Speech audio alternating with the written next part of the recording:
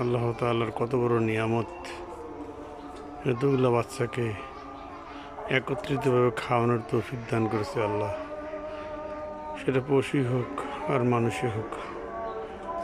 সুবহানাল্লাহি ওয়া বিহামদিহি, সুবহানাল্লাহিল আযীম। হে আল্লাহ, আপনি কত মহান তা বলে শেষ করা যাবে না। প্রাণ দিয়েছেন, এই অবুঝ বাচ্চাগুলো কিভাবে মায়ের দুধ পান করছে।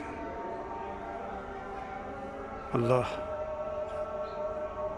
আপনার রহমত, আপনার কুদরত বোঝা আমাদের পক্ষে সম্ভব নয়।